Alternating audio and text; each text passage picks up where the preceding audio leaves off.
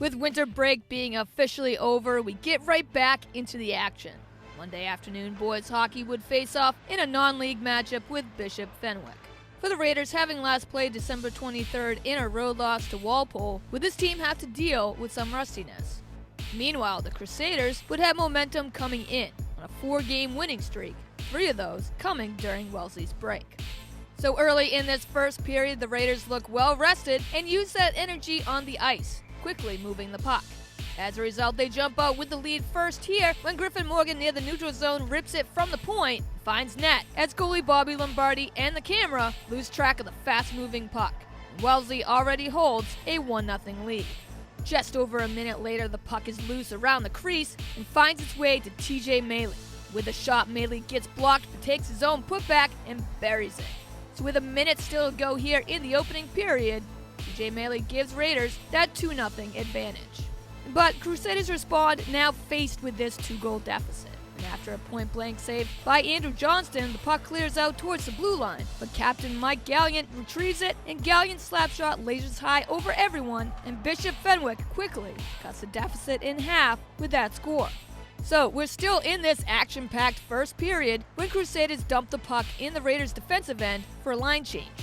But sophomore Evan Beers stays with the play and beats Jake Robertson to the puck, and top shelves the equalizer in. What an opening quarter we've got here, as it's now a 2-2 game. I'm sure Wellesley would like those last few seconds back. Bishop Fenwick scores yet again, his second goal in less than 2 minutes. So now on a Crusaders power play, Bishop Fenwick is not happy at all with the refs, as the whistle blows too quickly in their view on this stuff by Andrew Johnston. Grumbling from the visitors' bench continues as play resumes, and the score remains locked in at 2-2.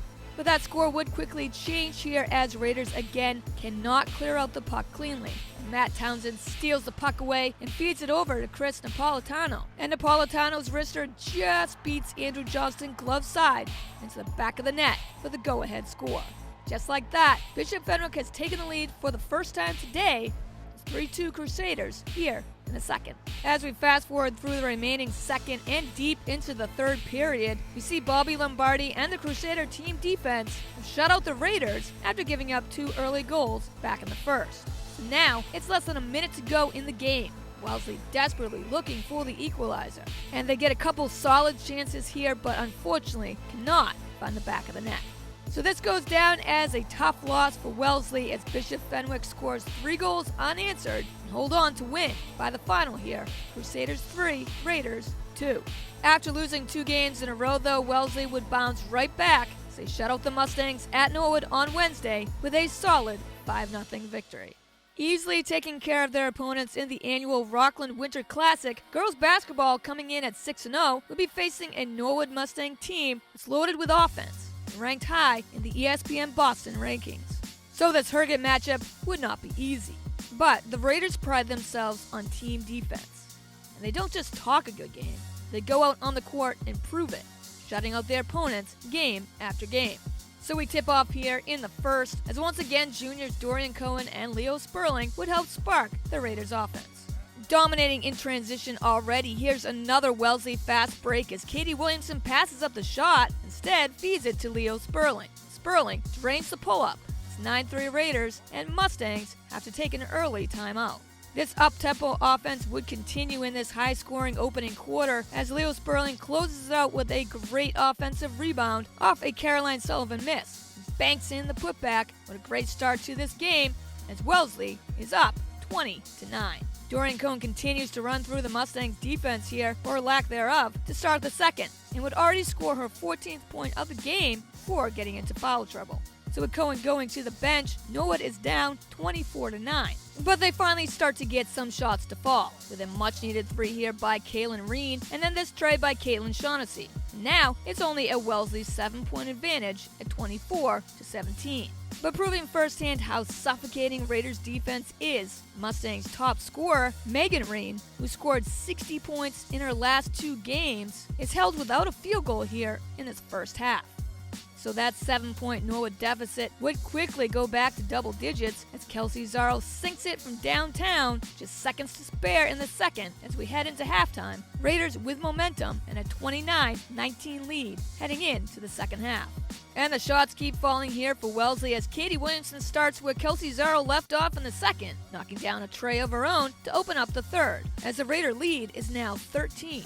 Megan Reed would finally start to find an offensive rhythm though, scoring 8 points in the quarter, sparked by these two from downtown. But still, heading into the fourth and final quarter, Mustangs still trail here 42-31. So just seconds into this fourth, Leo Sperling knocks down another three for a game-high 15 points. The lead is back up to 14, 45-31, as Wellesley continues to control this game here.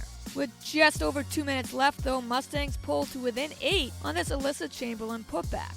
But Wellesley gets the needed points on the charity stripe, as Emily Cronin is key, knocking down 4 out of 5 behind the free throw line, helping Wellesley maintain that lead and never give it up. Led by Leo Sperling, Dorian Cohen, and solid points by Emily Cronin and Kelsey Zarro off the bench, the Raiders would once again provide a dominating team effort. A great defense always creates offense. Wellesley's defense would give Norwood nightmares all game. Raiders continue to impress as they win their 7th straight and remain unbeaten.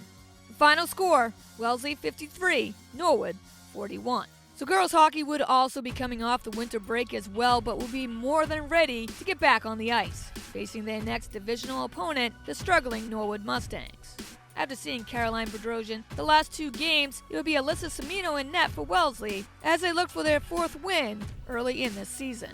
From the very start, Raiders come out aggressive. Early into this opening period, Amy Dorr along the boards takes the puck and it gets freed up in front of the net. And Lauren Ruggiero buries it stick side, and the freshman quickly gives Wellesley a 1-goal advantage. Ruggiero's line, as well as captains Vernon and Noonan, would quickly be there to congratulate Ruggiero on her first ever varsity goal. Hopefully, that'll be one of many to come for one of 7 freshmen on this team. On the other side, though, Norwood has very little chances here in the first.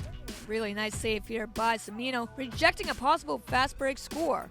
And then near side post would loudly deny Hannah Gillis on this try. Wellesley would look to add to their 1-goal lead, and initially, goalie Janelle Kelleher is able to withstand the pressure to giving up that earlier goal. But that would not last long as Raiders harassed Kelleher with shot after shot. So early in the second period, a 4-on-4 opportunity goes to Wellesley's advantage. Kylie Noonan finds separation around Emily Cataldo. Noonan fires on net and the puck deflects off Sophie Vernon's stick. Vernon's score makes it a 2-0 lead for Wellesley. Just minutes later, Kylie Noonan again makes a great effort to get the puck in the crease, but as she collides with Kelleher, Carly Boyle's putback is waved off as Noonan will be called for goalie interference. No score, but still a great try by Boyle and Noonan. No worries though, as that third team goal would come just minutes later. It's no surprise, it's Kylie Noonan. All over the puck all game once again. Noonan cuts in front, steals the puck in the neutral zone, and with speed, dekes around Erin Kelly. Noonan's shot gets blocked out, but in the meantime, Carly Boyle has already kicked out the puck. Kylie Noonan buries it top shelf. Now, it's a 3-0 lead here for the Raiders. Carrying that 3-goal advantage into this final period, it's clear that Mustangs have been outshot and outplayed the whole game. But still trying to break out of the shutout, they get a point-blank shot here as Coley Hayes' try gets rejected by Semino. But neither Hayes or Rose Campbell can sink in the putback as Semino stands her ground and falls on the puck. So with just under 8 minutes left to this game, Kylie Noonan buries her 2nd goal of the game, making it a 4-goal edge that Mustangs officially have no chance of coming back from. And freshman Devin Chapman scores off her own rebound to put the finishing touches on this game. Wellesley as a team set the offensive tempo early, and Norwood could never keep up. 2 Raider freshmen score, and captains Sophie Vernon and Kylie Noonan take care of the rest. Alyssa Semino handcuffed the Mustangs in net, gets her 2nd shutout of the season. So the Raiders win their 3rd game in a row by the score, Raiders 5, Mustangs 0.